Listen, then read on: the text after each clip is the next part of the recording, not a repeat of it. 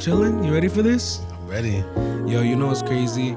I never have any great intro to this, but you know, ladies and gentlemen, welcome to the Ayoo Chill podcast. Today at the podcast, I have my boy Tireek. Yes, He is sir. a Yes, musician, rapper. Also, I read that you're a filmmaker too. Yes, sir. Yo, my boy, go ahead and introduce yourself to the people. Say what's up.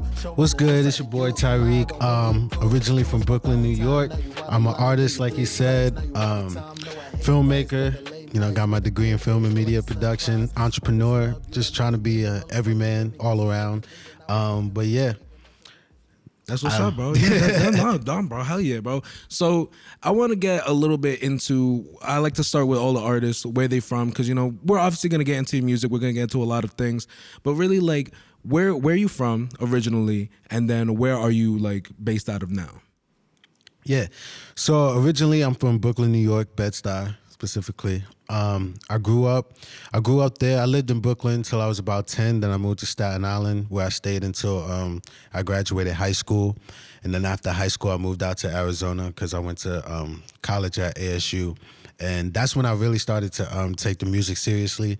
Just like I met up with some like-minded people, some other musicians, and we just started working together, started doing shows and really like trying to build a name, build a brand. And that's when just like my mindset towards music shifted from like a hobby, something that was fun to do, to something that like I could really do, you know, as a career.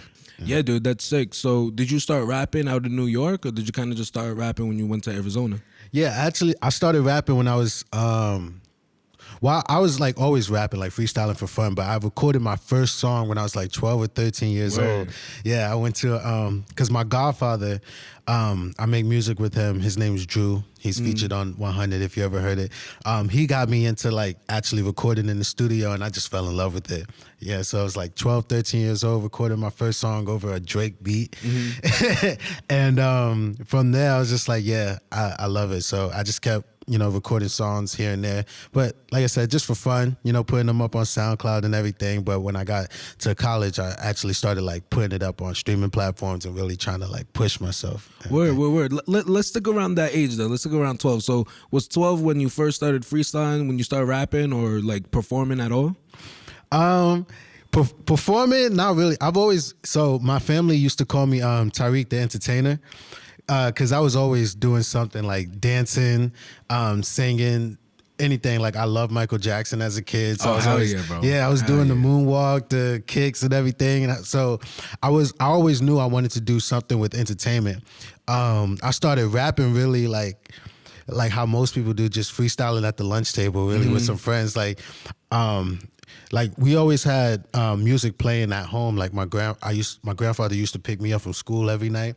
Every day, and we just roll around the neighborhood. He's bumping like Biggie, Nas, Pac, you know, all the legends, and like even jazz music is bumping out the radio and everything. Just all these different kind of sounds and everything. So like naturally, I just fell in love with music through that, and I always had a love for rapping and rappers and everything. So then, you know, me and my friends, we just started freestyling in school, just whatever, pen tapping, all that stuff. Yeah, you know, it's funny. I found with most artists who are coming through, you know, I'm glad to have, like, once they're on the podcast, I know they're a little bit established. It's funny. I've kind of dealt with some people who are kind of in their, like, phase where they just kind of started and it's still kind of awkward. They're still trying to find their voice, you know. I like you because you very established, and, you know, with this latest, like, 90s baby, bro, I've been listening to it all day. I've been listening all day. Like, I listened to about when me and Sam first were talking about bringing you onto the podcast. I was like, all right, bet, I got to do my homework. I got to look at all this stuff. And man, yo, there's some bangers there. But before I get into that, I was talking about like this awkward phase, right? Where you kind of just, like, you know, you first start freestyling, right? I mean, like, I don't know about you. I don't know if when you first start freestyling, shit was just fire when it started coming out. But let me tell you, bro, even me, bro, like, I love rap. I wouldn't call myself a rapper. I think I told Sam this at some point. I'm more of like, I like poetry, right? And I like word schemes. I like rap schemes, like rhyme schemes and everything. Yes, sir. But, you know, chilling. Like, bro, when I used to have the hoopty, right? We put on some freestyle beats on YouTube, and then we was driving around, like, rapping with my friends. But like, bro, it always come out lame, right? At first. Now it be coming out like, all right? But I remember I had this artist here, maybe 2 podcasts ago. His name's Winter Break. And he was telling me when he first started, we were talking about this awkward phase, right? That you have as an artist when you're going from like just for fun into like, all right, I'm starting to take it serious. When his first rap name, right, was the Kid Catastrophe, right? Kid, KYD Catastrophe, right? So did you have any names before Tireek? Absolutely. I was a huge Chance the Rapper fan. So my first name was Ty the Rapper. Word. It was just T-Y the Rapper.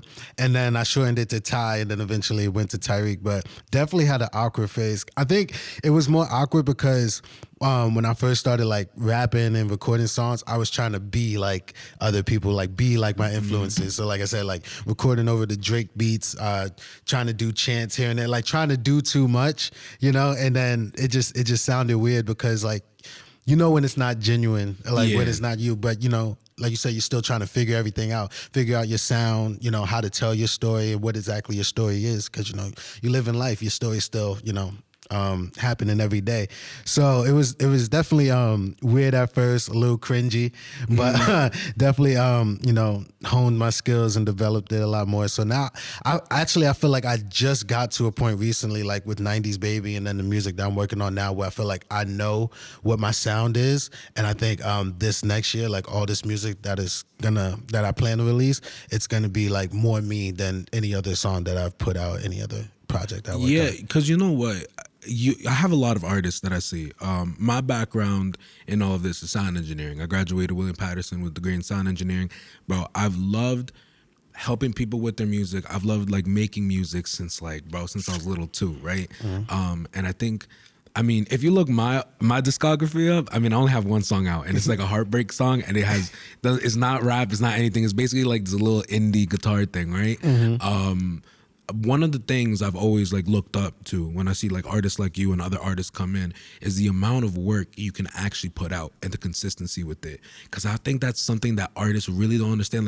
Like I think that's the difference between the artists who are like serious about it and like, or who are when you start taking it seriously, you start putting out product. Whether it's just like singles, whether it's just like small tiny EPs, like you could see the growth from it, And even I didn't get to listen to your early stuff like crazy, but I know from listening to what the first thing you released, right, compared to 90s Baby, it's like night and day, and that's a good thing too. That's a great thing because you realize it with a lot of different rappers. You look at Kanye, right? Look at Kanye when he first started, right? This is like, College Dropout, like, first track. That album was legendary, but even his stuff before that, even the greats, Biggie, Pac, anybody, their first stuff is like, the only people who maybe have exceptions is like Michael Jackson, because he started with the Jackson 5 and shit. Everything they put out was like fire, bro. Yeah, absolutely. I'm in the rotation today, all the Jackson 5 stuff. So how do you keep up with that? So actually, slash that question, before Tireek, did you find any success with your music? So like, did anything pop off? Like even like, for me, like when my song hit like 500, even like 100, bro, listens, I was wild. So before Tireek, what kept you pushing? Like what was like that first success you saw? So before like I became officially Tireek and everything, it's weird because everybody, like a lot of people that was around me, they knew that I made music, they knew that I rap, but I was just getting in my own way, to be honest. So especially in high school, like I was still making music, I was recording, writing and everything, but I wasn't really putting anything out consistently. Like I would put a track on SoundCloud here or there, but I was like doubting myself pretty much. I was like, what if people think that I'm whack? What if they think it's corny? Because everybody trying to make music that, like, I was just in my own head and getting in my own way. So that's why I don't think, I feel like if I had the confidence in myself and my abilities that I have now back then, I would definitely be like way further than where I am right now. But I'm definitely grateful for that time because I learned a lot of lessons. I learned a lot about myself and a lot about other people as well. You feel me? And what I mean by that is like, people are gonna like you. If they love you, if they like you, that's great. If they don't, it's whatever. You can't let that stop you from doing you, being who you are, and just doing the things that you love to do. And then what I learned about myself is like, I just love creating. I love making music, and I can't like I get mad almost like if I feel like there's anything getting in the way of that, whether it be myself, other outside forces or anything like that. So I just learned like, I just gotta believe in myself, trust in my ideas, and just keep pushing, make music and put it out. Like I said, if people like it, that's great. If they don't, it's whatever. But I'ma still do me, and I'm gonna make the music that I love to make. Word. No, I really fuck with that answer because I feel like it highlights there's a huge step that I feel like every artist need to take, especially when they're first starting. And I feel like rapping is probably one of the hardest ones because number one, when you first come out, I feel like any rapper ever, the first thing they put out is always like, even if it's fire, people think it's corny. You know what I mean? Everybody's thinking like, this kid wants to be a rapper. Man, who do you think he is? People right? used to give me hell in high school. Well, people used to be like, "Oh, you're ass. That's trash. Oh, you ain't got no bars. This, that." Like I used to hear it all. But eventually, you learn to just block it out. You just learn to, like I said, just block out all the haters and just do what you love to do. Keep pushing because you're gonna get better. Nobody starts off great. Maybe with a few exceptions, like Michael Jackson. But eventually, you learn to just put all that negative stuff to the side and just create, just work, So. Word. So I know you said you started off in New York, right? And then you moved out to Arizona. I mean, we're here in Jersey right now, right? Do you have any family that live here in Jersey? Yeah, I do actually. They live in East Orange. Oh, East Orange. Yeah, because I remember. Okay, all right. So I'm jogging my memory up here a little bit, right? So one of the things me and Sam, your manager, was talking about was that there's not enough love here in Jersey, bro. It's like Jersey's this really, really weird place where like some people come out and they're fire. I think Halsey's from Jersey. There's a couple of people. 070 Shake is from Jersey. Yeah. But it's crazy. Like there's never anybody who's like repping hard Jersey. You know what I mean? Even New York. Even I don't know. Are you on TikTok? You see that TikTok came out, it's like Byron. He's like, who's president? Byron, bro. Like they even repping like New York like crazy, but like nothing like that in Jersey, bro. And it's weird. Do you feel like you having more success out there in Arizona rather than over here in the East Coast? No. Honestly, I wouldn't say that because whenever I do something, like even though I'm based in Arizona right now, whenever I do something, my family, my friends, like my people on the East Coast, they still ride for me. Like even Sam and I were talking about it. Like they'll repost everything, shout me out. They'll support. Like if I look on my Spotify, SoundCloud, whatever analytics, like most of my streams and everything still come from Brooklyn, Staten Island, even New Jersey, and everything like that. So I think whether I'm in Arizona or New York, it would still be the same. Like I feel like I would still be as successful. Yeah. Word. So I know you got a show coming up. By the time this is gonna be posted up, it would have been a week since your show. I think it's November 27th, right? Yep. Where is it? It's on Staten Island. It's on Staten Island? It's in St. George over by where the ferry is. Yeah. So I mean, I've seen a lot of like pictures of you doing performances and stuff. Can you describe to me like what was your first performance? Like your first actual like I'm in front of a crowd, I gotta kill this shit type. So my first like legit performance was my freshman year of college. So at this point, like I said, I had met a few like-minded people who also made music, and I was in a rap group at this time called Room 4, and it was me, my friend Roso Toddy, and then this guy named Steamboat Willie. So it's the three of us, and it was a mansion party that we got invited to perform at, right? That's sick. Yeah. That's sick. So like it's a mansion party. It's like 400 or 500 people there. Like they outside in the pool. They got the DJ over there, and we're performing right by the pool. On the way there, my legs are shaking. I couldn't feel I'm just sitting in the front. I'm like, I can't feel my legs. Like I'm nervous. I'm like trying to go through the songs in my head. I'm like, I'm gonna fuck it up. Wait, can I curse? Yeah, dude. I was like, I'm gonna fuck this up. Like, just all in my head. And my boys in the back just trying to calm me down. It's like, nah, you got this. It's okay. It's okay.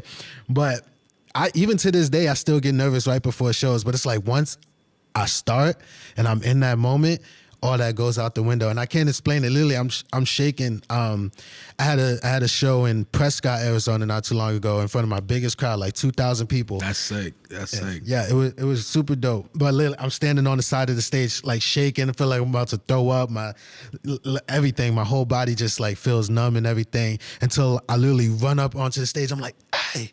And then once I get started, I'm just in the moment. All that goes out the window, and it's a feeling I can't describe. You know, you just feel like you're on top of the world. Bro, this is something I've talked about with a lot of artists. I was telling there is no other feeling like performing, bro. It's like the most energetic thing. There's nothing that compares to it. Absolutely really nothing, isn't. bro. It's like the greatest drug. I mean, that's like I don't know, that's legal, I guess. Yeah, for real. I mean, it really is like a high, you know. And I think the nerves come from just like, with that first show and like that show in front of like the huge crowd and everything. You never know how people are going to react to you, you know. So there's always in the back of your head, it's like, what if they don't like me, you know? Because these people don't know you, they might not be familiar with your music.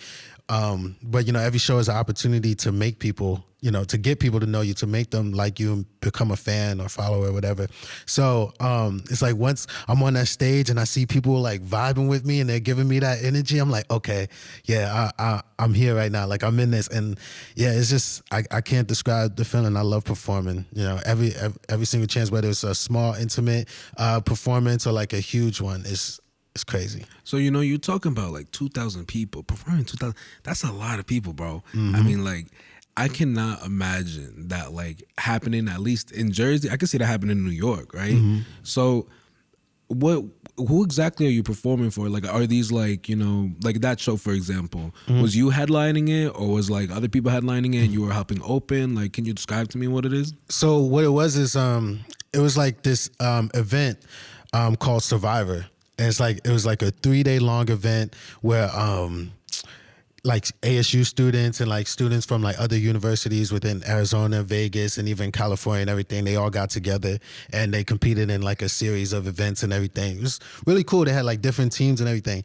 But every night they had a DJ set, like a special show. Everybody gathered in front of this huge stage and everything. They had these big screens and everything.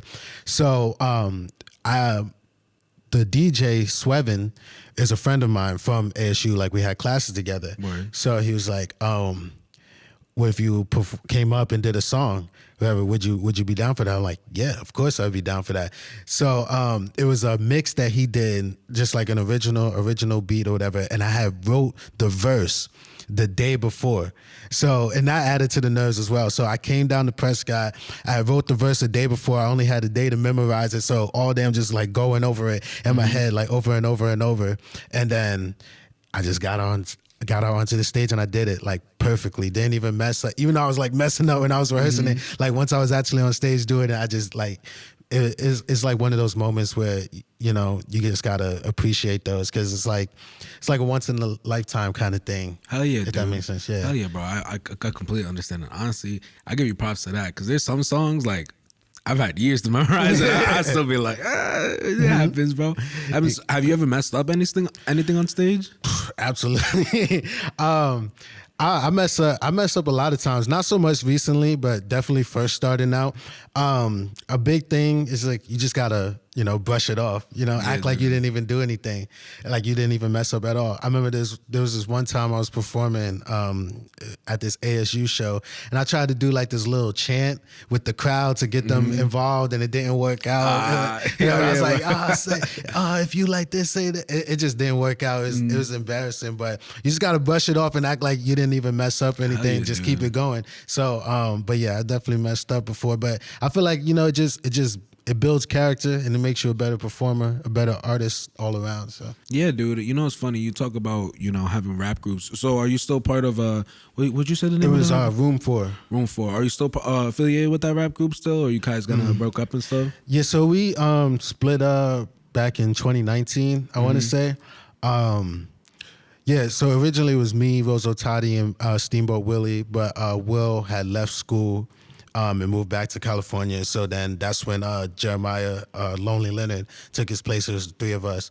And but yeah, we split up back in 2019, but we're all still like frequent collaborators and everything, just trying to pursue the whole solo thing.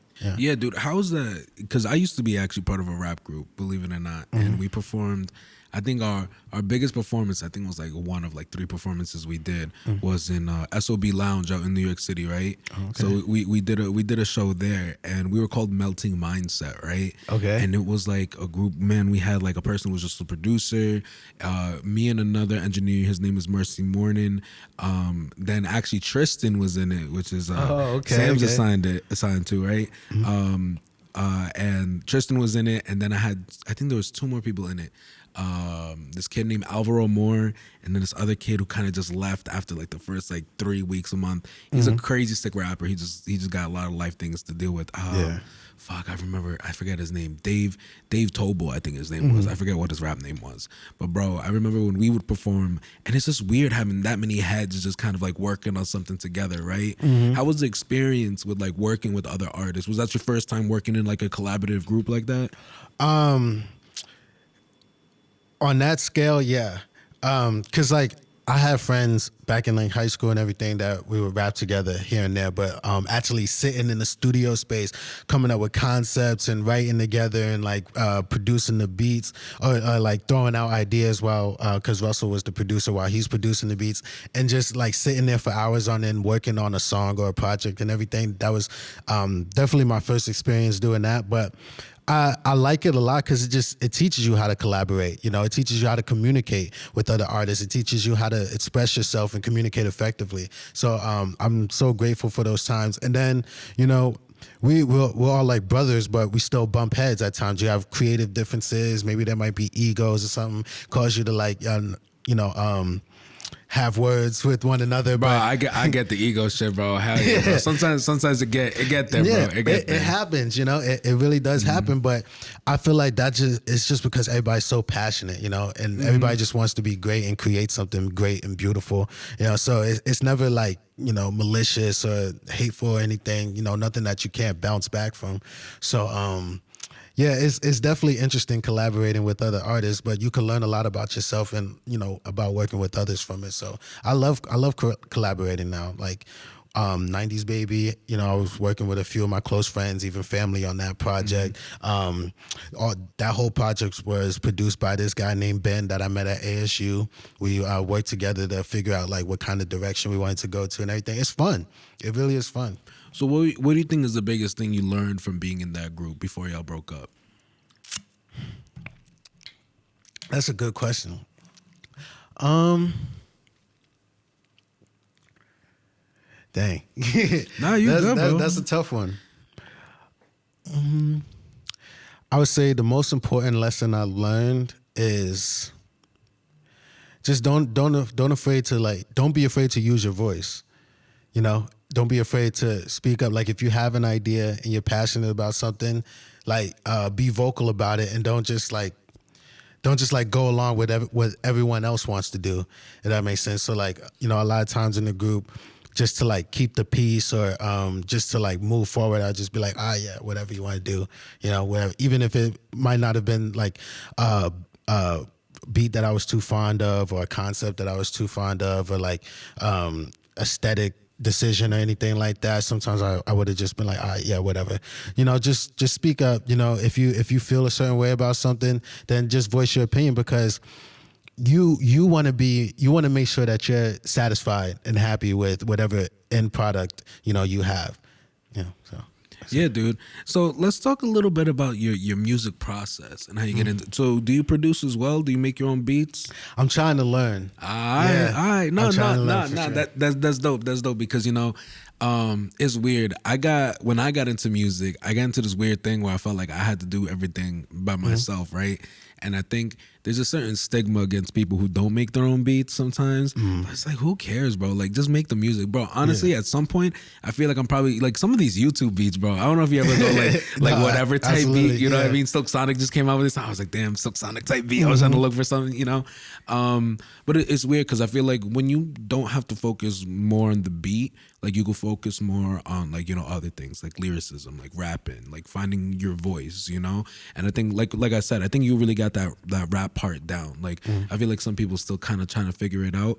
I had 2 artists in let's say maybe like 2 months ago, right? And I told you like they're kind of still like in that awkward phase trying to figure out. They're just posting up on SoundCloud, right? And I'm just like, fellas, just take some of your work, put it on Spotify. DistroKid's like what, $15 a month? I was like, try to put and just like layer your shit and see where it goes. And they couldn't really answer some questions that were like kind of like, because I feel like at that age, I was trying to give them a chance, an opportunity to kind of see like, like what it is to like actually get into it, right?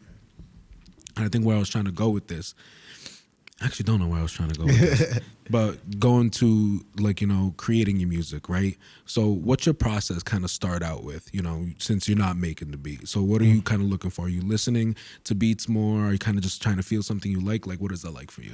So one of the reasons I want to learn how to produce beats is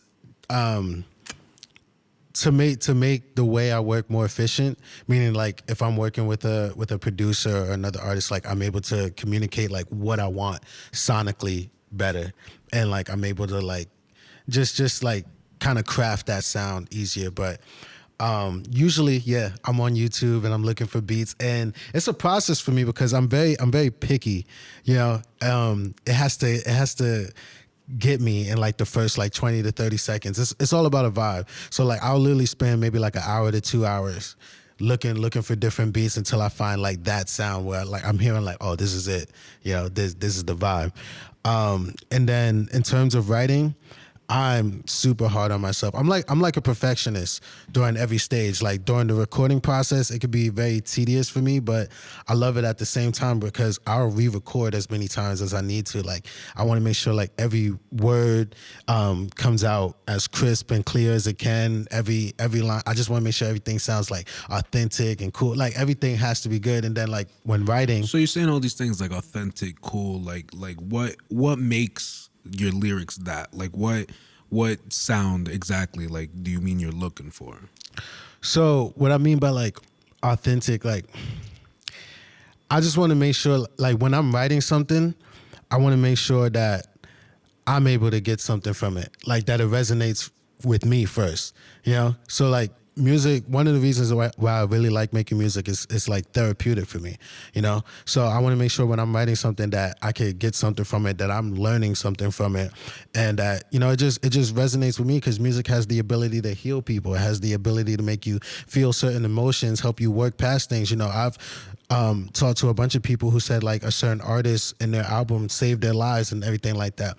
So I know that if I feel something, once I write it and I record it, then I know that other people will be able to too. And that's one of my main things. Like I just want to make sure when you're listening to my music, you feel something. It brings out like an emotion or a memory, or it brings out something. Like when you walk away from it, you feel like you learned something, or you feel like more complete, maybe, if that makes sense. Mm-hmm. Like I don't want people to like listen to the music and be like, all right, that was cool.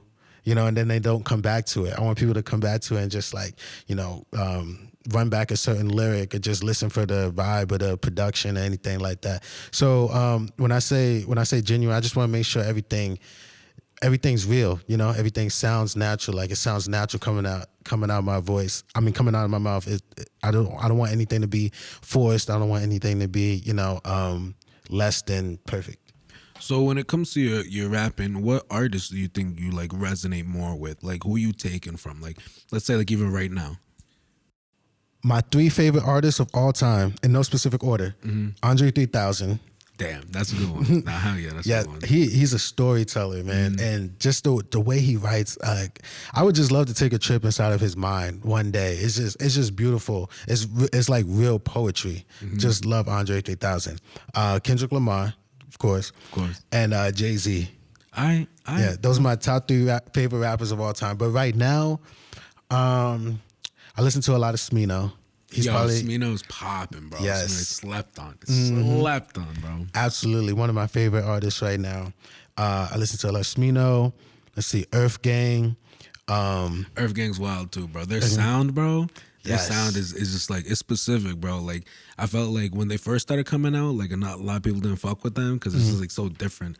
This world of hip hop is like expanding like crazy. Mm-hmm. So I'm not you get like, you saying some dope names right now, bro. Mirrorland, amazing album. Dude. Loved it, start to finish. And like You know, the reason I love these artists because they're not like traditional hip hop artists. Talk about like Smino and like Earth Gang. I listen to who else, like West Side Boogie. You know, I love JID. You know, all these different people. Kehlani, Lauryn Hill, Snow Allegra. You know, Tyler the Creator. They just keep Gold Link. You know, all these different kinds of people. But the reason I love these artists because they're not like your traditional hip hop artists. Like talk about an artist like Smino, like the way he uses his voice and like, you know, puts a spin on like words and everything like that. Like it's just different, but it sounds so cool, you know, and it sounds so effortless when he does it, you know. And I just love it because listening to them makes me realize like there's no limits to what I could do, you know. There's no limits to how far the music could go or how much you can experiment. You know, you could really do whatever you want, you know. And it's just fun because it just allowed me to experiment with different sounds, you know, different you know, processes of like writing and recording and everything like that. And I feel like I've just become a better artist through like listening to them and just trying new things. So, I mean, like, hell yeah. You know, it's funny. One of the tracks on 90s Baby that, like, first got me, I was like, I bet. Like, I fucks with what he's doing right now. It was, like, Hustler's Freestyle. Yeah. Right? Bro, that song right there, bro, I bumped to that shit, bro. I could work out to that song. Hell yeah, bro. Because you in the beginning, right? And then your boy is at the end, right? Bro, your voice, bro, is like... Yeah. Like, bro, that shit's fire, bro. I love the different types of sounds like really you got going on. And dude, it's a fat album, bro. Like it's got work on it, bro. Like shit, most people put out like an EP of like 6 songs, but like even today, you know what's crazy? What's great about it is it's a lot of songs, right? It's a lot of songs, but the album's only 30 minutes. Like you're not asking like a lot, like, you know, from like for people just to listen, like because it goes, and the skits too.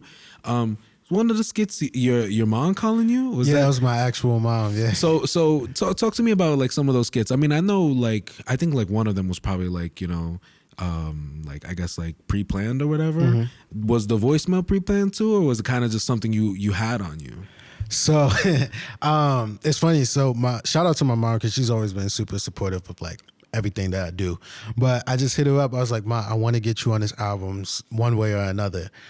So I came up with the idea to have her calling me, and she's like mad because I haven't been answering my phone, and just like say, because like that has happened before. Bro, we all you know been there. exactly. Yeah, so I was like, just say what you would normally say, and literally maybe like 5 minutes later, she sent me that first take, and it just went on the album. I was like, this is perfect. This is beautiful. Because like, so the whole idea behind 90s Baby, the story I kind of wanted to tell was just like a day in my life.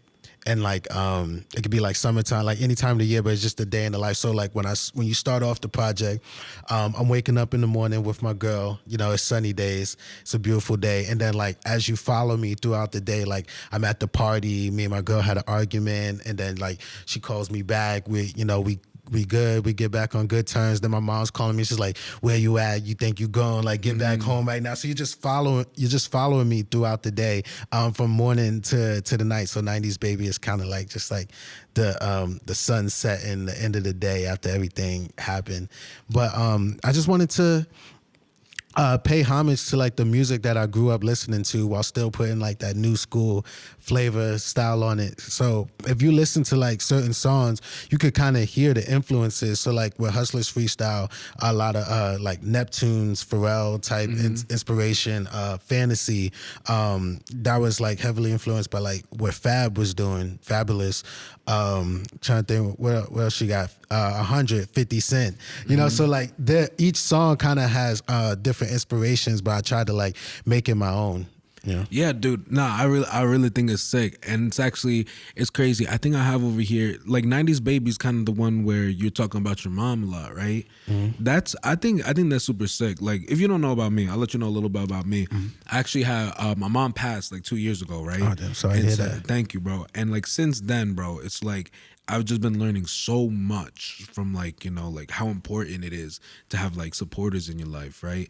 And, you know, when I heard 90s Baby, like it really like kind of hit home for me because, you know, you talk about your mom, you talk about how important it is, and just like it's like it's really endearing, bro, because not a lot of people talk about that. You know, not everybody has like, you know, people you could go back home to who really fucks with what you do. Like my number one fan over over everybody was always my mom, bro. So how did that work with you kind of going to what you're doing now? Because you said you went for filmmaking, right? And then you have your degree in filmmaking too. Yeah. So is your mom still chill with you doing this rap thing? Does she think you're gonna go back into filmmaking? Like, where you at with that? So, like I said, my mom's always been super supportive. You know, no matter what I want to do, she rides with me. So, when I decided to go study film, she was there for me. You know, when I told her that I'm trying to go all in with this music, she was there for me. So she supports me every step of the way. You know, and I told her, like, I have a plan, like I have a vision for all this. Like the music and filmmaking, it goes hand in hand for me. You know, so I definitely have, you know, ideas and everything. So I think she just she trusts me. And she believes in me, and she's there for me in any way that I need, whether it be like, you know, emotionally, financially, anything like she's come through for me. Like, I can't even count how many times. So I'm definitely thankful to have her, you know, and I'm definitely thankful to have her in my corner. It means a lot, you know, because for a long time it was just me and her growing up. I remember, you know, there's times my mom working late nights, you know, even overtime, working multiple jobs just to provide for us and everything, because it was, you know, she was all I had. It was just me and her and everything. She had me when she was 19, you know, so to be thrown into motherhood that early and basically have to take care of a whole nother person, raise them, teach them right from wrong and everything on your own, it's not easy. So, you know, I'm just grateful to have her love, her support, and I just want to pay her back any way that I Hell can. yeah, bro. Eventually, I mean, eventually. much respect to your mother, bro. Shouts out to her too. You know, one of the things too. Does your family listen to your music? Yeah, yeah. They be bumping with everything. Cause absolutely. You know what's crazy?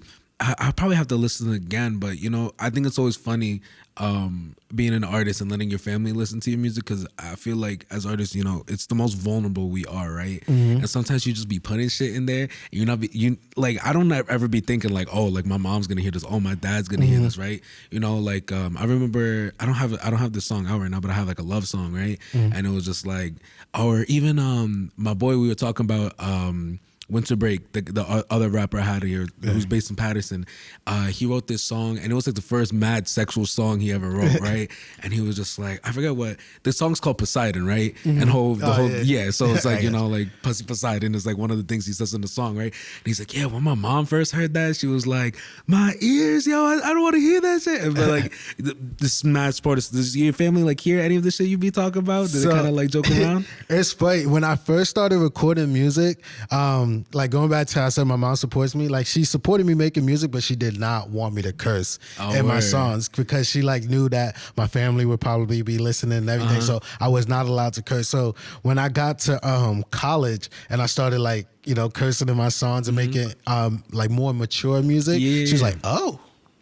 She's like, so this is what we doing now? Yeah. I was like, Ma, it's just the art, you know. I'm just expressing myself. So now she's cool with it. But yeah, my family bumps it. Like my grandfather bumped 90s Baby. He bumped Crooklyn before that. My grandmother, they let me use an old photo of them for one of my single covers and everything. So I'm just so grateful that my family, you know, supports the vision, you know, and they are willing to help me succeed in any way that I can, in any way that they can, you know. So like with this show that I'm having on Saturday, it's gonna be in like a parking lot, but we're gonna set it up to make it look cool and everything. My stepdad owns that space, you know, so he's just letting me use it for free, you know. He's like, oh, however, you know, many tickets you sell, whatever merch you sell, you know, you keep that, you know. So like that means a lot, you know, and it kind of keeps you going, you know. So I'm so grateful for my family. I'm glad they bump in, they support it and everything. Hell yeah, bro. Shit. I mean, like, it's just fucking great. So talk to me too. The last song on your album, I think it's Work, right? And you worked, I believe, with a girl called Sonia Rose, bro. How was working with her, dude? Because I can't remember. Is she the only girl on the album? No, there's one other girl. She was rapping in that song too, right? So how was working with her? Yeah, so Sonia's dope. She's from Brooklyn. She's actually in a rock band called The Uncertain. They just put out 2 songs, and they're actually opening for me at the show on Saturday. Oh, no way. All right, So she's like, if I'm not mistaken, she's like classically trained when it comes to singing and music and everything. So that was her first like little foray into hip hop and everything like that. So she was very excited. And it was just a fun process, just coming up with an idea for this song. So when I played the beat, she fell in love with it immediately. It was a beat that I had just like sitting in my emails for a while, but I was like, you know what? Let's try something. We were just chilling one day. That's literally all it was. I was like, let's try something. Then we came up with the idea for work. So we have this guy and this girl. The relationship is kind of falling apart. So it's like, you know, us talking to each other on the track. So like you have my verse and then her verse is the response and everything like that. And it just happened naturally, man. It was fun, you know. And that's my thing when it comes to working, whether I'm working on music alone or working with other people. I don't like to force it. I like just let things happen naturally. Let it just come to me, you know. I feel like that's when you get the best music. Hell yeah, bro. I mean, like, yeah, because I mean, I loved her part, like in that song too. Mm-hmm. It sounded like very natural, like everything like coming in together. Just it's dope to see like somebody else's work come together.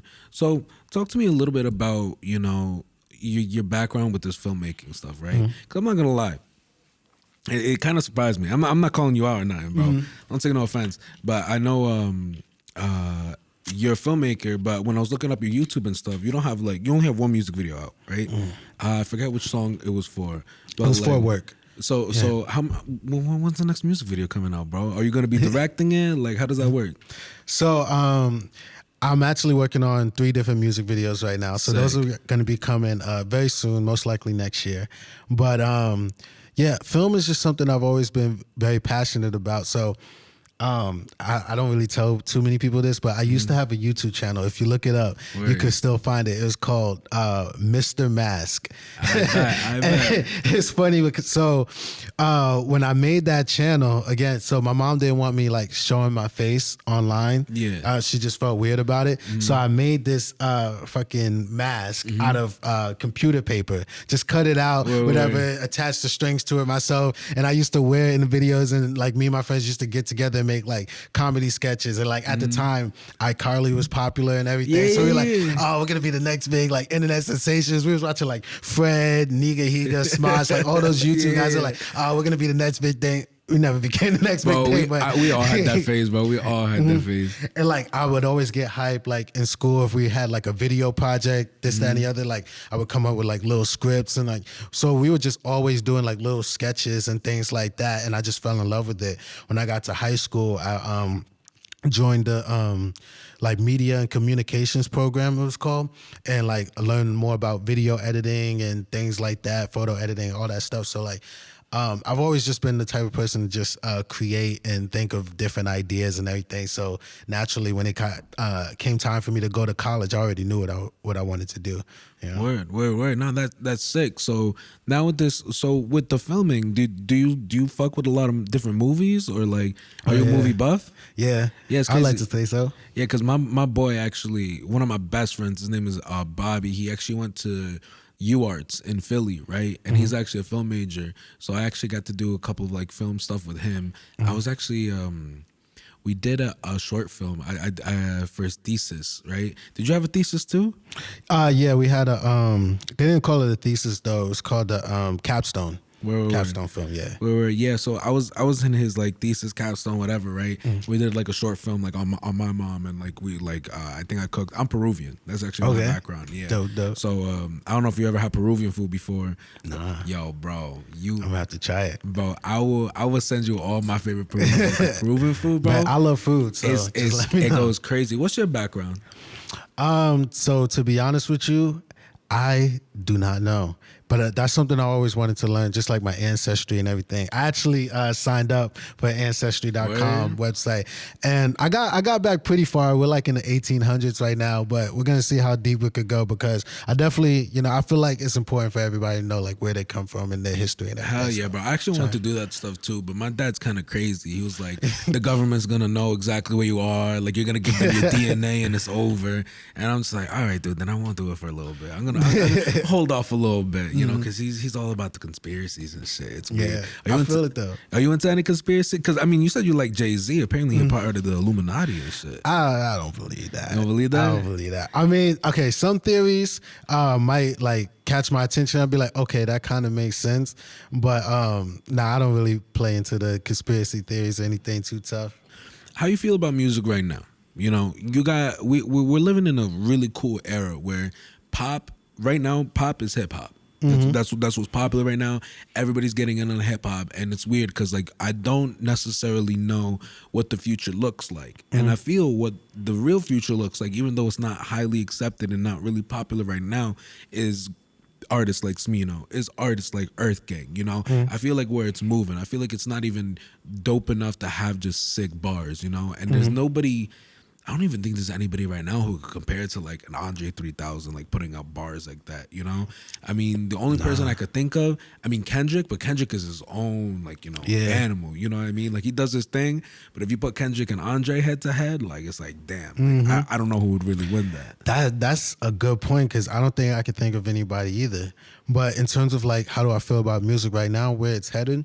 I love it. Actually, because I feel like music nowadays is becoming more and more genre-less. Yes. Like, genre doesn't even matter anymore. Yeah, people are just creating and putting out music. Like, you know, I had this conversation not too long ago, like, Lil Nas X, when he came out with Old Town Road. Oh, yeah. You know, that's a country song. Yeah. It's hip-hop and country. You know, they tried to take him off the charts, but, like, why can't he be on the country charts? Like, why is that not allowed? And then you even listen to some country artists now, they're sounding more and more hip-hop. Like, there's hip-hop elements in their music. And like you said, pop is rap and everything. Like, so many people are, like, trying out new sounds and everything, and I love it because you just love to see people expressing themselves and just being themselves, you know? So you might have some people that are just like, this is whack. Like, oh, it's not like how it was back in the day, this, that, and the other. But it's not supposed to be. You know, people are always supposed to like push the culture forward and try new things and like, you know, show, you know, the future artists, you know, kids are going to look at artists like Smino and, you know, the more genreless artists nowadays, and they're going to take that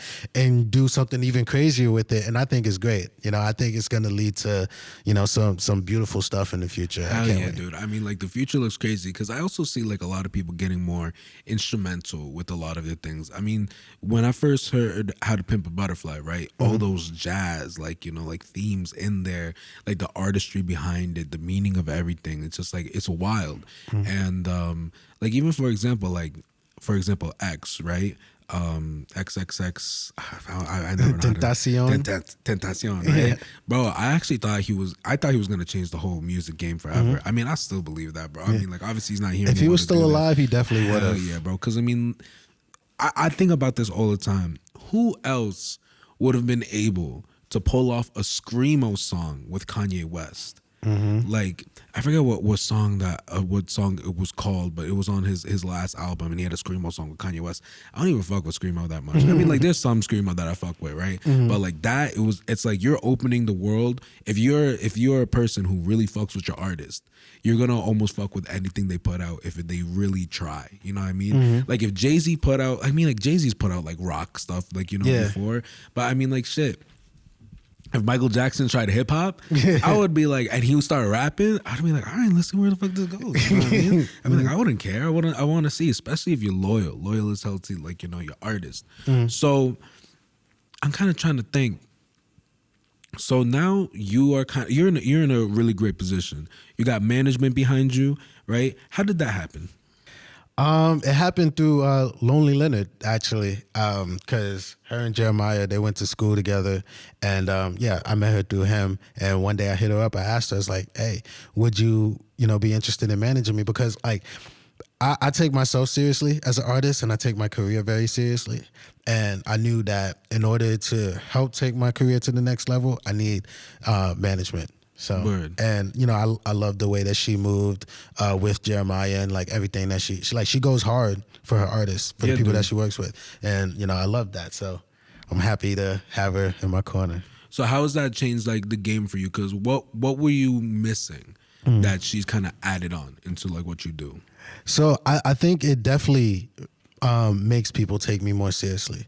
Yeah, they look at me, they're like, okay, he's official. Like he has management. Like, oh, we could go through her to get to him. So I definitely think it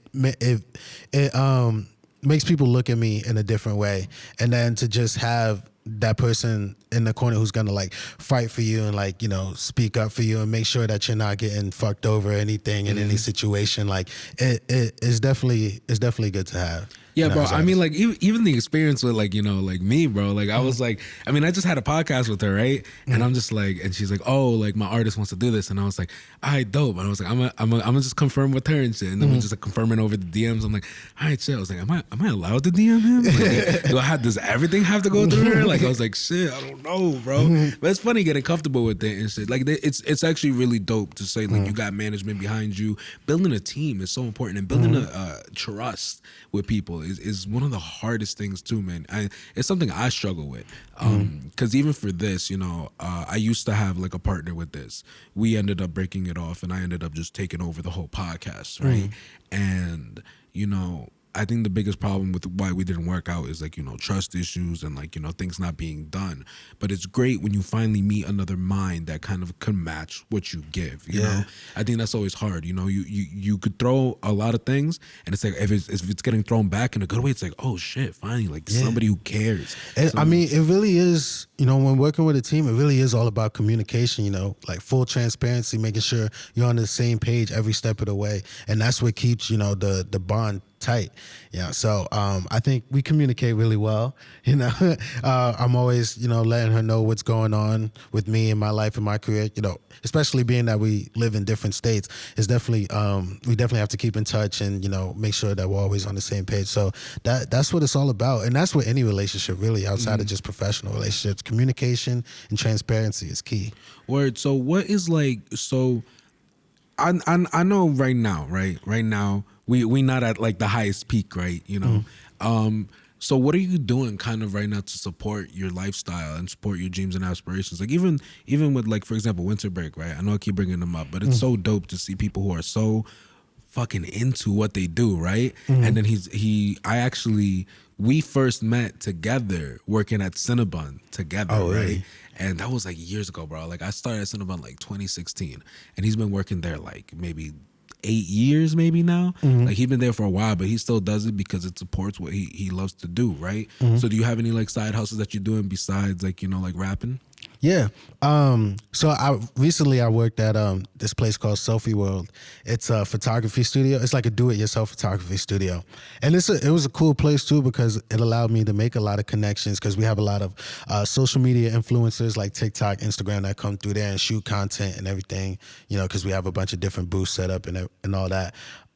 So yeah, that's like my day job. But aside from that, I started once I graduated from college, I started a production company, me and my girlfriend, because she's also like into media and everything like that, but she's more like involved with like photos and photo editing. I'm more on the video side. So we started a production company together, and we've done like photo shoots for people. We've done video shoots and things like that. So that helps put money in the pocket.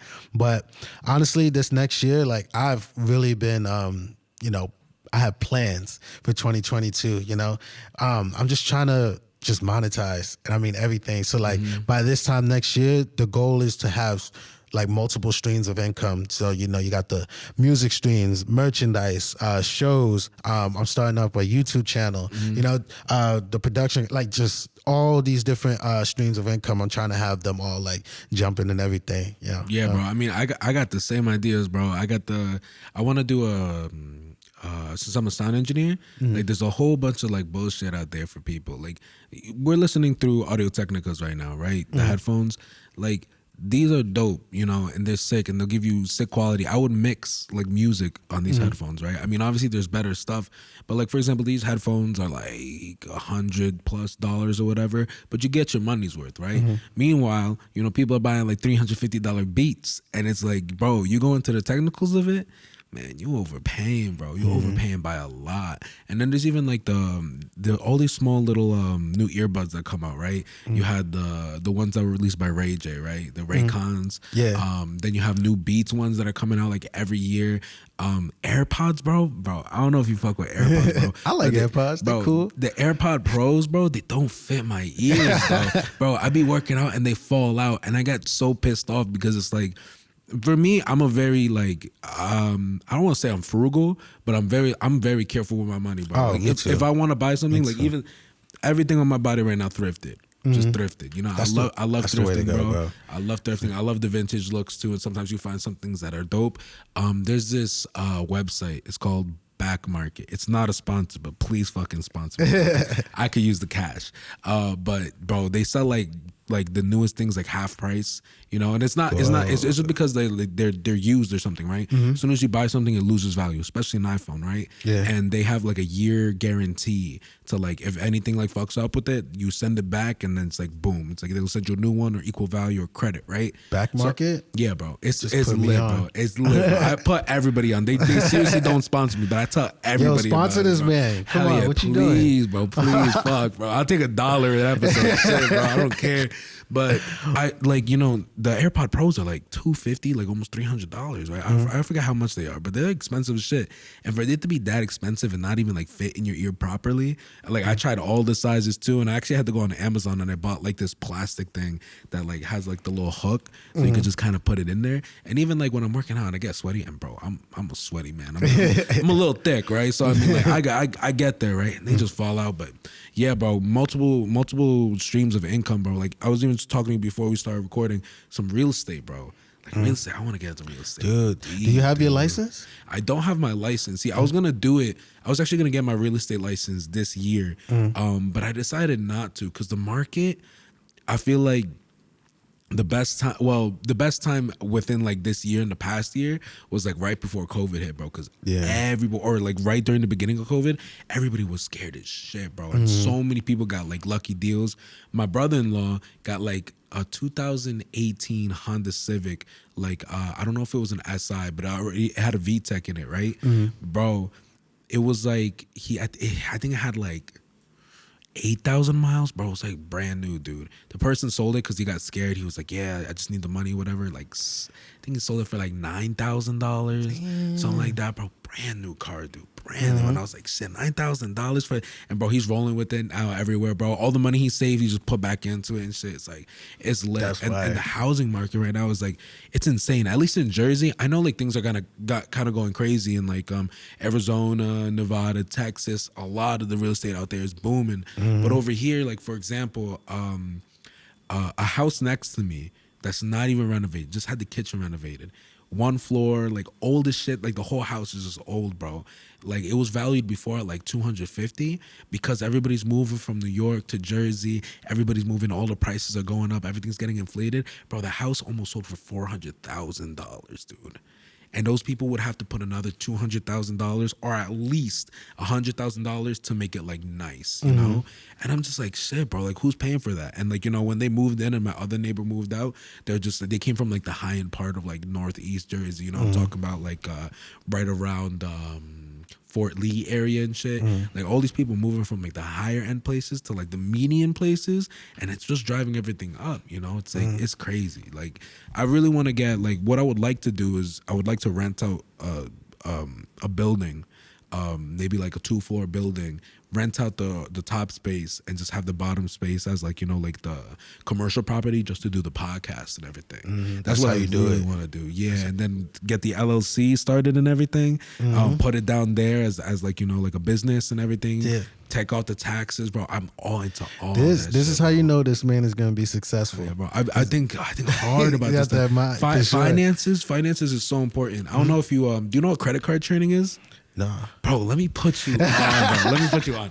I get like a real nerd about this. I won't spend too much time on this, but bro, let me tell you, you're gonna spend money already, right? A lot of people think having credit cards, like having a lot of credit cards, is bad.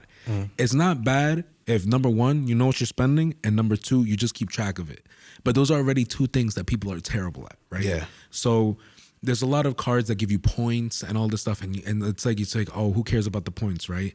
For example, I have this card from PNC, and they give one of the highest rates you could get back in points or cash back is like 5%, right? That's like the God number, right? So for Amazon, they have an Amazon card. They give you 5% back on anything you buy on Amazon. This card from PNC gives you 5% on any gas you buy, and it's the highest in the state of New Jersey. And I just opened this card with Chase, and I'm traveling next year, bro. I'm out everywhere next year, bro. I already got my list. I got California, Boston, South Carolina, Detroit, Puerto Rico. I'm trying to go to Mexico. I'm trying to go to I'm just trying to go everywhere. I'm trying to also hit up Toronto because I missed that place. I went there when I was little, but like I'm trying to go all these places. I'm like, shit, how am I gonna buy this? You know, how am I gonna buy this? And like basically, you say you're gonna spend money already, right? So next year for the LLC for Ayoo Chill, right? I'm going to be buying some new equipment, some new lights. And they're like, all right, in 3 months, you have to spend like $4,000, right? And it's like, oh shit, and like $4,000 is a lot of money, right? But if you're gonna spend this money already, they're like, we're gonna give you some points. You take all the points, and sometimes they have like certain like limited time deals, right? Where they'll be like, oh, we'll like give you 5 times the points if you like, you know, do this, and then you just manipulate all the points. There's a lot of people on YouTube. There's a guy called the Credit Card Shifu, and he teaches you how to do all of this, and basically, I already did the math for all my purchases. My trips to Texas will be free. My trips to California will be free. Like it's just all adds up, bro. It's crazy. I'm telling you right now, bro. Like people need to get on their finances like crazy. Nah, that's really wild though. I'm telling you because like you're gonna spend money anyway, right? And you just gotta be smart with like where you move it. You know, I don't ever want to be broke again, bro. Because trust me, like I've had those moments in my life where like. Shit, I was wondering if I could buy food. I remember I would be taking a girl out, right? And I never forget, cause I didn't grow up poor, but I definitely grew up where it was like my parents never gave me. It's actually a good thing. My parents never gave me the opportunity to really suffer that much, and they would suffer because my parents are straight up first generation immigrants, you know, straight up from like, you know, the slums of Peru, all this shit. They grew up with nothing, so with them, like, you know, like just being never broke again, not worrying about that, you know. And you just got to be really smart where you move everything, and it starts right now for sure. I definitely know what you're talking about. Like my mom, you know, she definitely didn't have it all, but she made sure that I had everything that I needed, you know. Never wanted for anything until like I actually got out on my own. You know, I got my own apartment and everything like that. Now it's a struggle. You know, you definitely gotta be disciplined. You gotta be smart with the way you, like you said, you gotta be smart with the way you move your money and everything, because you're gonna spend money anyway. Like you said, you just gotta be smart with it. So it's a process for sure, but. And trying to build something. And you look how like rich people stay rich, bro. And it's crazy how people like avoid taxes and everything, bro. Especially the LLC shit. Like I'm gonna tell you, like once I heard it from Sam again, bro, I was like, nah. Now I'm gonna look into shit. I think I listened to like 6 podcasts, bro. Like just hours and hours. That's why most people sign up as LLCs. You know, they ain't coming for you. Yeah, bro. You gotta protect yourself. Exactly. It's important. So talk to me about how did you put together this show? So you said that it was your stepdad's space, right? Do they usually put shows there, or is it just like some parking lot, or like? So I actually got like my business mindset from my stepdad because he's involved in so many different things. So he owns a restaurant. He does real estate. He had a party bus not too long ago. So he has like all these different businesses and everything like that. So this parking lot is the parking lot for his restaurant, actually. And they do like karaoke Saturdays there. So before I came out to New York this time, I was like, hey, I want to do a show. Can you help me? He was like, why don't you just do it here? And that's honestly how it went down. So do you need any permits for that or anything? Since he owns it, nah. So yeah, pretty much he gonna shut the whole thing down. We'll have people come in. We're gonna have chairs, tables. People go order drinks, get food. Get it popping like that. Like I want, like with my shows, I really like to make it an experience for people. I want to make sure that people can enjoy themselves. You know, however they like to enjoy themselves. So like even with my first headlining show that I did back in Arizona, you know, we had made sure to have the open bar and everything. We had the playlist going on throughout the night, even when there weren't acts performing. performing and everything. And I just go around, mingle with people, make sure everybody's having a good time and everything. Because I feel like a host. Hell yeah, like it's my house and I'm hosting a party, so I want to make sure everybody's comfortable and everyone's just like living their best lives while they're like in this space with me. So who else is gonna be performing at this show? So we got The Uncertain. Like I said, they're a dope band. They just started putting music out and everything. You can check them out, which features Sonia Rose. She's the lead singer. You got my boy Chris on the drums and my boy Tyler. He plays the bass. And then another friend of mine, his name is Zion. He's a rapper. He's also a sound engineer, but he works in Brooklyn mainly. Zion, was he on 90s Baby? No, his sister was though. His sister was, yeah, because I saw some of the last names. Zion, yeah. That's dope as hell, bro. Mm-hmm. So you put up this show like yourself, like this is all your idea, right? Mm-hmm. So what is like the business model behind it then? Mm-hmm. So like, for example, is this more of a short geared store? I mean, like obviously every artist wants to make money, right? Mm-hmm. But I feel like maybe I don't know, maybe I'm wrong. Is it too early to be really looking at profits, or are you looking more to just outreach and have people fuck with you? So it's a little bit of both. So I definitely want to like reach out to people, network and connect with them, build an organic fan base and following, but also make friends as well, obviously. But, every artist is always thinking about, how they can monetize and make money, this, that, and the other, So, at my shows, I just started, like selling merch and everything, and just trying to monetize however you can, selling tickets online, selling tickets at the door and everything. So that's my main thing for the year 2022.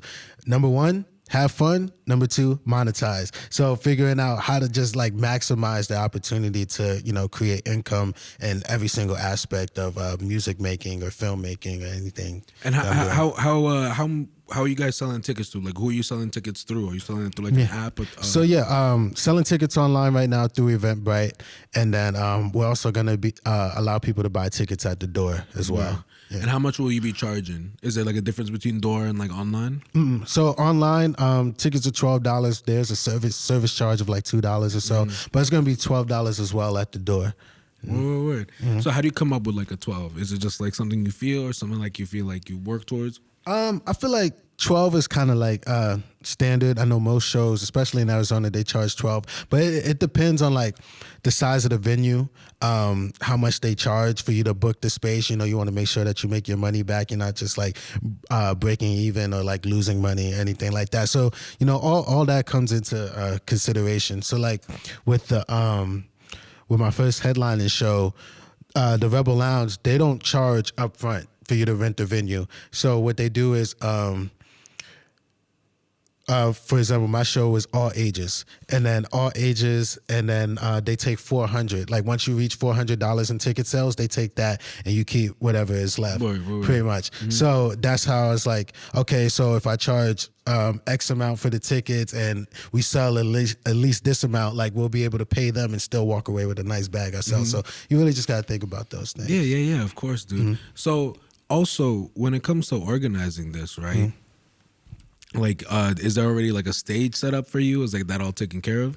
So we're actually going to be handling all of that on Friday, the night before the show. Mm-hmm. Just like, because I like to be hands-on with a lot of things. Yeah, so just going to be setting it up, like the chairs. We're going to be putting this like nice little tent up, lights and heaters and everything, because it's going to be a little cold or whatever. And then we're trying to get like a little stage platform, probably rent one. But if not, we're going to rock it out either way. Hell yeah, bro. So talk to me a little bit about this artwork that you have. I mean, Crookland, the artwork is sick. Also 90s Baby is just like mad creative, and I feel like for me that's one of the biggest things like I've kind of struggled with. Mm-hmm. Like, did you do this stuff yourself, or did you like outsource to people? So the Crookland cover I actually did myself. I did it in Photoshop. And that just came from me listening to what we had so far of the project, and just like thinking about some of the themes and lyrics that we were talking about. So if you look at the Crookland cover, of course you have Lonely Leonard on there, you have me on there, but you have like watches, money, basketball rim, just like, the different themes that we talk about. And then so it's just like a a mix of the entire story, or it's just like a mix of our backgrounds and like what we grew up around and everything. So that's what really inspired the Crooklyn cover, just like a collage of everything that we grew up seeing. And then with the 90s Baby cover, I already knew what I wanted for the cover, but I wasn't sure exactly how to make it, so I did outsource that one. Shout out my man Zach Stone. We actually met in ASU too, and that's why I'm so grateful for ASU. Like I met so many creative individuals. Like me and him, we sat down, we had multiple meetings, and I told him like my vision for the project and like what I wanted, and he gave me that. It was just fire. It's like simple, but it's still super cool. And it's weird because when you're working with people too, right? It's like you're like, damn, like you getting a little bit exposure. I'm getting like, but you can't really pay with exposure. Did you end up like paying him for like his services and stuff? Absolutely. How do you work around like negotiating something like that? So like just with me being an artist as well, like I think every creative should get paid for the work that they do. Yeah. So I like to be real with people. I'm like, hey, I'm not rich, but I definitely want to pay you. Like, let's work it out. Like, but I like to ask people like, what do you charge, or like, what do you feel that you're worth? And then we just go from there. So with that one, I paid him like $100. Like I don't mind saying, like I paid him like $100 for that, and he was just like, even that. He was grateful with. He was like, I would have been happy with 50. I'm just happy to like have the opportunity to like make this and everything. It's mad nice too, bro. Yeah, and like I don't mind paying for quality work. Working with people and paying creators for the work that they do, because we're all just trying to make it. We're all just trying to make it doing what we love. So if you can't say that you support people if you don't pay them what they're worth or pay them what they feel that they're worth. If that makes sense. Yeah. Yeah, bro. No, totally. So now that you kind of you talk to me like now you're kind of looking into merch, right? How does that work out? Because I know when I was talking about Sam with it, she told me that you guys go through like Shopify, right? So, for example, with that, what are like the margins with that? Like, what success have you seen so far, and what do you think drives more merch sales? It's definitely tough for me to answer that right now, because this is my first time like really selling my own merch. Right. But it's definitely cool to see, because so in terms of like the merch designs and everything, I wanted something that like, some merch could be like corny or like a little too over the top. So I wanted something that was like kind of simplistic and like casual, like that looked like casual streetwear, something that people wouldn't mind like wearing when they're like, I don't know, going to the corner store, like chilling with their friends or anything, So if you look at that, you could kind of see the more like simplistic kind of designs and everything. But in terms of like the profit margins, it's been pretty cool, and it's definitely it's definitely a process, just like learning the whole business side of things on that end. So like, for examples with the hoodies, I think I have them priced at like $44 to like $46, and then they cost like $23 to $26 to make. So then like you're making like a $20 profit there and everything like that. So like it took me a while before I finally like put the store up, because I wanted to make sure like the prices are fair to where like I know it's still affordable, but like I'm still making a profit. And then like I wanted to make sure that the fabric was quality, that the designs would be good and everything. So like, I definitely don't like to half-ass anything, especially if my name is attached to it. So. I mean, hell yeah, bro. Yeah. Because people do that shit, bro. Like, and especially like people, it's weird. I was talking about it. How do you feel is the difference between the people from the West Coast? I mean, it's not exactly like West Coast, right? But I mean, like the vibes what's different with the vibes that you have from there with the people compared to like the vibes over here? Because I always say like I feel like the East Coast, like we just mad real, and when we don't like something, bro, it's obvious, right? It's mad obvious. But I feel like especially like around California and shit, like someone could be goofy as hell, bro, but then they just got followers, they be posting up, they be flexing their abs, and then it's like they popping and shit, bro. That's real though. Yeah, like bro. In the West Coast, like everybody's just like mad supportive, like super nice. Not saying that people on the East Coast aren't supporters, but I feel like you have to work harder for it, because like you said, people on the East Coast, they're real, and they're gonna tell you if they fuck with something or not. So like I feel like you have to, it kind of pushes you to make sure like your shit is hot. lot. Because if you're not coming with like the best shit, then you know it's not gonna do well, pretty much. Whereas on the East Coast, like one thing I noticed is like everybody will support you. Like people will just come. Like when I first moved to Arizona, people will just come up to you, start a conversation about anything, and just like, you know, compliment you, support you, do whatever. You know, it's a different vibe out there for sure.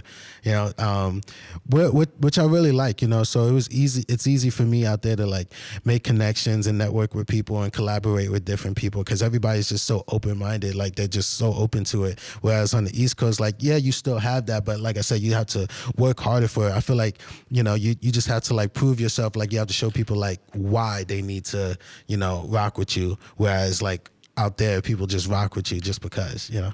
So when it comes to your music, right? What is the thing? What song? I mean, or even what? Yeah, let's go with song. What song you feel like you're most proud of that you released and why?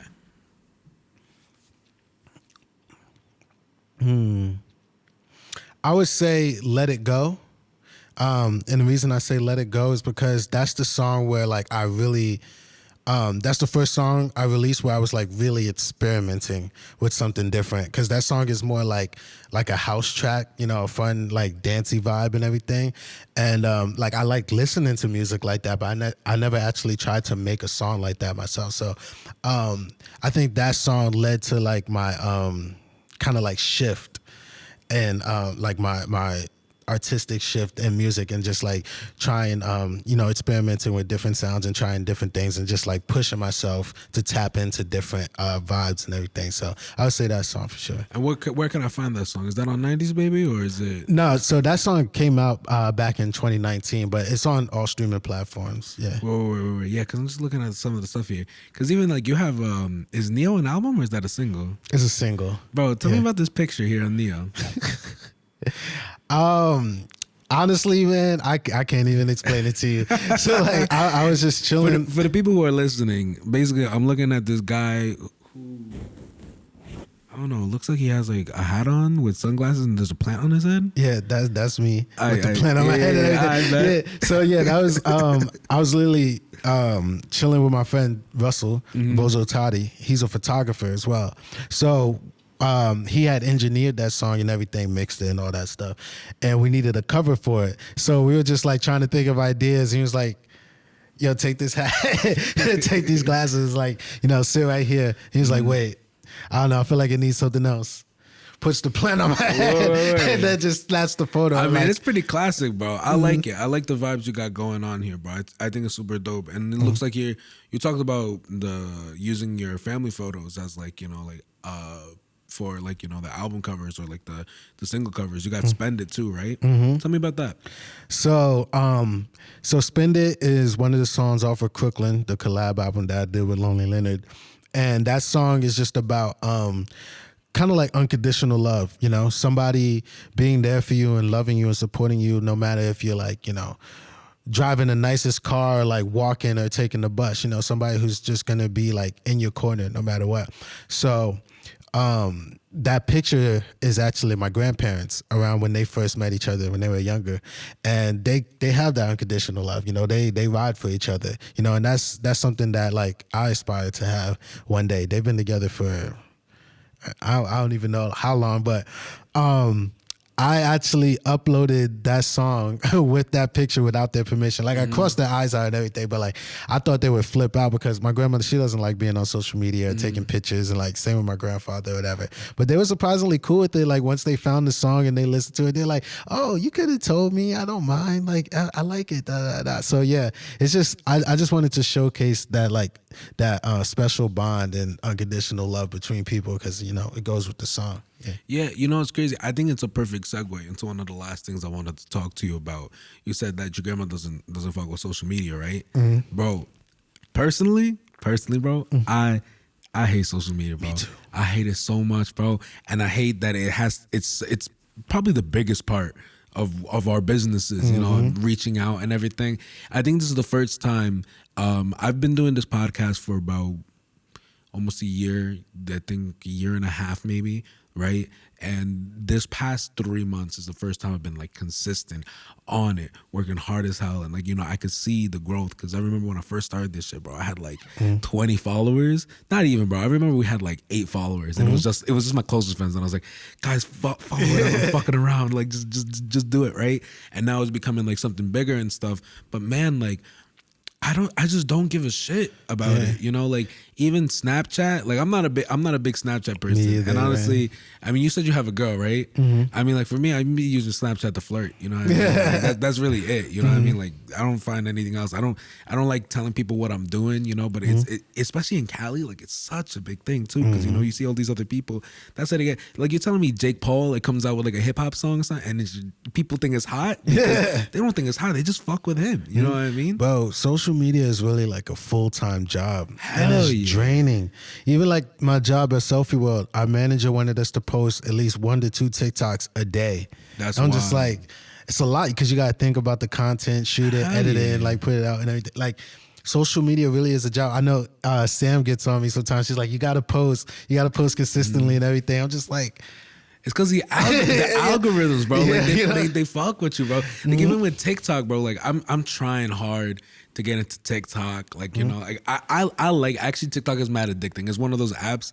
Like I was mad addicted to Vine. I'll spend like an hour or two just scrolling through. Like it's bad. Easy. Yeah, it's super bad, bro. Even before I came here, bro. Like I was like packing up all my stuff at home, making sure I double check shit, and then like I'm sitting down, I'm like, damn, my friend sent me this TikTok. It was funny, and then you just swipe up one time, and then you on another video. You just go down the rabbit hole. Yeah, it's difficult, and like they have a new thing on Instagram where you could take off the likes, and like you know.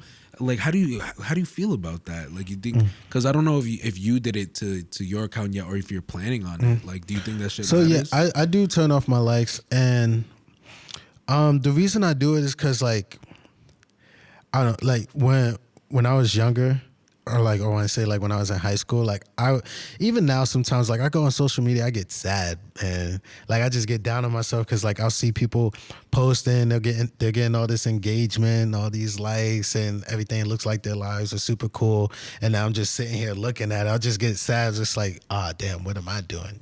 Social media can really be depressing sometimes because you're always comparing yourselves to other people. Yeah, you're always comparing yourself to other people and like what they're doing. But a lot of people they lie on social media. They make things look, as they make it look like it's one thing when it's actually another. Or they're really just showing you your best. You know what I mean? Yeah, a lot of people don't post their failures on social media and everything. One thing I've just been trying to like live life, man, lately. I mean, I've just been trying to live life lately, man. Because I don't like getting all caught up in social media and just like likes and comments and all this, that, and the other, So I try and stay away from it, even though I know I probably should be posting more like pictures and videos just so like, especially if you're trying to build a fan base. But, yeah, once you start getting into the groove of it, or at least giving yourself a set schedule, I'm taking off the podcast for the month of January because I'm trying to revamp everything. I'm going to get new artwork. I'm going to come up with a new formula of what I feel like is best to post up. Because like as of right now, this podcast will be out in, I think it'll be December. I think it's like December 1st or December 2nd, the first Friday of December, whatever, right? I usually do Fridays. I post up the audio first. And that's just because I'm a little bit petty. I'm super passionate about audio engineering. I'm super passionate about making your voice sound great on this and like not having like too many things that just are uncomfortable to hear with, right? Because a lot of podcasts, even popular podcasts, bro, like on the top of Spotify charts, bro, I don't know who the fuck lets them post up their audio like that, bro. But like, shit, bro, you got to get your shit together. So I'm super passionate about that. So if anybody wants to listen to it first, audio first, because I'm super passionate about that. Then Saturday, the video comes out. The video comes out with like I make a little like a snippet, right, of like like this, right, so people could go find it on YouTube. But I need to get on TikTok, man. I need to get on Instagram Reels, and then the new beta for YouTube is YouTube Shorts, which is basically just it's so crazy. I don't understand these algorithms, but I'm trying to because like I posted freestyle on YouTube Shorts, and by the end of the day, it had like over 500 views. I'm just like, what? Same thing with TikTok. Like at any moment, you could get 1,000+ views, and same thing with Reels. I posted another freestyle on Instagram Reels, and it got like 4,000 views in like 20 minutes. I'm like, this is crazy, but this is where everything's headed now, you know? Word, bro. And you never know what's going to hit. I'll tell you something crazy, bro. And it's actually kind of funny. One of my side gigs right now, because I do so many jobs, and sometimes people ask me for shit, and I just say yes, because I'm just like, you know, sometimes it's just fun. I don't even think I've ever said this like on camera or nothing, but I am the social media intern for this priest, right? Really? For a priest, right? And he's all about evangelism and everything. And like, listen, I'm not the most religious guy. I mean, I've talked about crazy shit on this podcast that don't make me religious at all. But you know, like he really fucks with like everything I've done with like, you know, Ayoo chill and like what I've done with my own stuff. And he's like, hey, you know, just intern for me. Like I'll pay you, and like, you know, we'll meet up on Zoom and you'll just help me. And he's an older guy, so he has a hard time like doing all the stuff on TikTok and Instagram. But the number one thing, bro, that he's super good at, that I envy him for, bro, because he's older, bro. He barely knows how to use this stuff, and I've been helping him. He's so consistent. He's his YouTube channel, crazy consistent. He doesn't have a lot of views on the YouTube channel, right? And I think I've been working with him for about almost a year now, right? And like, you know, most of my job was just kind of showing him, hey, this is how TikTok works, this is how Facebook, like let's read your insights and everything. And it's helped me a lot to try to improve my you know, own business and how I look at social media. And I realized, I was like, TikTok, number one thing with TikTok is like, if you're consistent with it, man, you're about to have something blow up. And sometimes it doesn't even like, sometimes it's not even like a blow up. Like it's like, oh, like I'm gonna get 1 million views, right? But sometimes it's like, oh, you get 10,000 or you get 1K, and you're like, what the hell? Why did that go off, right? This man, bro, sweetest man ever. I think his TikTok is Uncle Louie. I think it's like Uncle Louie 95, right? He's the cutest man ever, bro. It's so hilarious. He was on vacation and he was in LaGuardia Airport. LaGuardia has this fountain that like the water like drops down, and then the computer controls like how the water drops down so it could write words, right? It's crazy. He doesn't even like, it's like one of those like TikToks that like almost like leave you like, I don't even know, like blue balled, bro. Cause it's just like you're about to see something cool and then it ends, right? And he's like, we're at LaGuardia Airport. I'm terrible for this, bro. I'm his social media intern, right? I should be on this, right? He had that video go viral in September. I didn't find out that it went viral until like literally like 2 weeks ago. Oh, damn. Bro, when I looked at it, I was like, dude, we're going all of his stuff because it's been a while since we met up, and it was like, okay, like I want to check all your stuff. 7 million hits on TikTok. 7 million views on TikTok, right? Over 500,000 likes, right? And I forgot how many shares, bro. And all the comments were like the same thing, bro. They were just like why you end it before like show it and everything, right? And then like it's so funny how it works because you have that one video that goes viral, right? And you could see kind of how people like branch out and look at your content after it, because the next video he posted up was about like, you know, evangelism, was about like, you know, Jesus and all this stuff. 10K hits, you know what I mean? Then the next video after that, it was like 9K, next. And then I was like, shit, bro, like that thing really blew off. And it was just because he's consistent with it. He posted up something so random and it was crazy. He had a board meeting like this other week, right? With all the people in like the church and everything.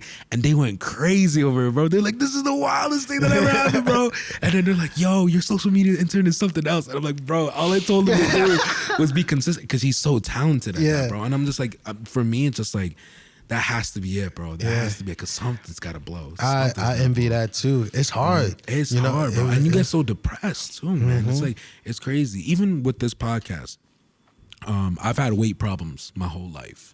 My whole life I had weight problems. And just like probably more recently, these past 3 years, like I've been on top of it, hitting the gym, like trying to look good. And it was hard to get in front of this freaking camera. And just like, you know, I think one of the earlier episodes when I first started getting the camera out, like, bro, I just had this crazy like double chin thing going on, and I was like, man, fuck it, you know, whatever. People are here for the content, not here for me to like look good or whatever, right? But yeah, it's difficult, dude, and it's definitely down-putting. You ever have someone? I just want to say you look great, man. Thank you, bro. I appreciate it, bro. Much love, bro. Much love, bro. You ever have anybody like hate on your shit online?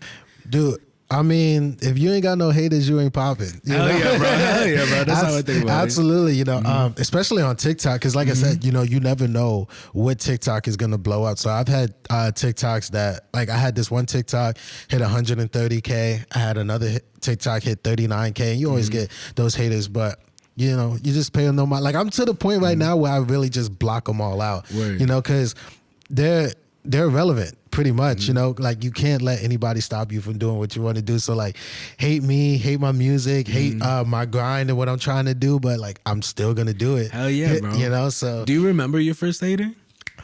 Yeah. In high school. It's so random because I remember I was sitting in computer class. I was sitting next to this kid named Victor, and he got a call on FaceTime from this guy named Kareem. This dude didn't even go to our school, right? So he sees me sitting next to Victor, and he's like, oh, is that Ty the rapper? He's like, yo, you fucking suck. He's like, your shit sucks. And I was just like, what the fuck? I don't even know you, dude. Damn, bro. So I was just like, wow, but like, it definitely got to me because I was like, this kid doesn't even go to our school. He doesn't know me, but like, he knows the music that I put on SoundCloud, whatever. I'm just like, so did that put you down, or did it kind of just shock you? It put me down. It shocked me and put me down for a little bit. But, in this industry, like in the music industry, even like doing podcasts, anything, like as you learn and as you grow and continue to do it, your skin just gets thicker and thicker. Hell yeah, bro. So like that stuff doesn't even faze me anymore. Like if that happened today, I'd just be like, okay, and what are you doing? Yeah, do you even have any goals? Bro, like that's how I feel about it now, because like all the people, like we're at the perfect age around where it's like the people who are doing this for shits and giggles in high school, they're not here anymore. You know what I mean? The people who were hating before, it's like, what are you doing? Oh, you still working at ShopRite? Damn, bro, it's been like how many years, bro? I'm doing my thing. It's like, man, I might not be on millions yet, but shit, I'm working at it, And I'll never forget my first hater. I had just released my single. My one single I released is called 7 Days, right? It's like a heartbreak song or whatever, right? I recorded a promo. I was out in Newark, right? And I just came out of a Devils game. So we're right by the Prudential Center. And I was like, you know, it'd be really cool. I had like all these stickers out, right? And I was like, I'm going to stick the sticker on this lamp and I'm going to just have it like me walking away, right? And then that's what I did. So my friend recorded it on his phone, whatever, just put it there, put my music behind it. And I was like, oh, this is dope. And it was cool, I guess. So you're doing whatever, right? And then I promoted it, right? So Instagram had that feature where you could like, promote your shit, right? You pay like $5, whatever. And it's like, oh, like choose what area, right? So I put like Newark and all this stuff, and bro, I'll never forget, bro. There's this guy, and it was. I'm not gonna lie, like it didn't put me down at all. I'm gonna be honest. It got me so excited because I was like, yo, I have my first hater, bro. He commented under it, and he was some random guy, and he was like. He's like, yo, fuck you, bozo. If I ever catch you walking in Newark, we're gonna fuck you up. And I was like, yo, this is the coolest thing ever, bro. I was like, why are you so mad? Yo, he was so mad. He's like, yo, take that fucking sticker off, bro. If I see that shit, I'm ripping it. And I'm like, damn, bro. I was like, this is so cool. This is so great, bro. I love this, bro. I love this. That's a good mindset to have, though. Hell yeah, bro. Because, bro, any press is good press. I mean, like, look at 6ix9ine, bro. I mean, like, he turned that hate into a career. Bro, he's chilling too, bro. He is dead chilling. I mean, like, he gonna have to watch his back for the rest of life, but like, he's chilling, dude. But even like Lil Nas X, not that he's a troll or trying to be hated, but like he's just doing him, being the person that he is. And still, they're gonna make their comments. They're gonna hate on him, like Lil Boosie and all those other rappers and everything. But he's still popping. Just got nominated for a Grammy and everything. Like he's like one of the biggest artists in the world right now. So, like you said, any publicity, press, whatever is good press, because people gonna have their names in your mouth. Hell yeah, bro. Yo, so we coming to the end of the podcast, bro, which is crazy because it goes so freaking quick, bro. But I imagine this is not gonna be the last time I'm gonna have you on here. Whenever you have a project coming out, anything you want to promote, bro, just hit me up and we'll get you on and we'll freaking promote the shit out of it, bro. But while we have your music playing out, because I love putting, your music, having the artist music playing out, I usually ask everybody, actually, before we get to that, let everybody know where they could find you. All right, so you can find me everywhere, Instagram, Facebook, Twitter, all that, at Tireek Offline. That's Tireek Offline. And then you can find me on all streaming platforms. Just type in Tireek. Word. So as your music is playing out, I usually ask everybody like one last question, right? My question to you, if you could go back to 12-year-old you and give yourself one sentence of advice, what would it be? Trust yourself. Trust yourself. You got this. Yep. All right, bro. That's basically it, bro. We chilling. I was hungry, now they see me as a meal ticket. All because I laid on these verses that make them all listen. Wait, hold up, I thought I told you. The boy been nice since rhyming on Saratoga. We never had shit and grew up to be soldiers. I never trust a soul, so my enemies stay closer. Watch my mom cry, that shit fuck with my psyche. Had to make the bread stretch like it was doing Pilates. Wasn't easy, but she had that shit down to a science. Told me long as we got each other, we always surviving. So no weapon formed against me can touch me, cut me, or even crush me, you dummy. I'ma keep on working, only God can judge me. Only God can judge me. A nigga no spec for the ones in turn. He look cool, start tripping. It's a learning curve. Into your hoo-ha. When you pussy footing around, we keep our nose high for this. Hand high, hustle high.